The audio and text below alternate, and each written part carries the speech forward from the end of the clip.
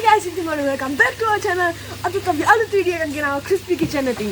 අද අපි හදන්න යන්නේ onion rings. ඔයගොල්ලෝ හිතුවා හරි. ඔයගොල්ලෝ වීඩියෝ එක ක්ලික් කරන්න අද onion rings හදන විදිය බලා ගන්න පුළුවන්.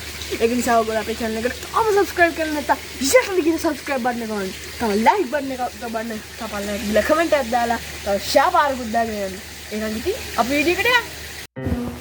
Hari guys, ඉතින් මේ තියෙන අපිට ඕන බඩු ටික මම ඒ ටිකකින් ඉන්නවා. මුලින් මම කියන්න කැමති අද අපිත් එක්ක එකතු වෙන assistant hero කුඩාලියනගේ අද පෙපර් කුඩාලියනගේ නෑ.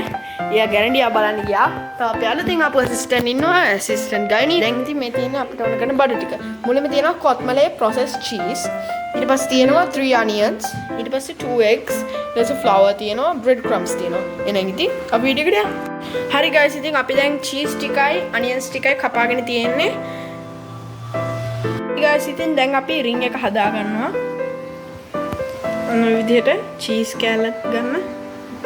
ඊට පස්සේ මෙන්න මේ rings දෙක මැද්දෙන් දාන්න ඕනේ.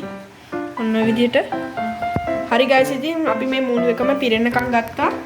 cheese දාලා තියෙන මැද්දට.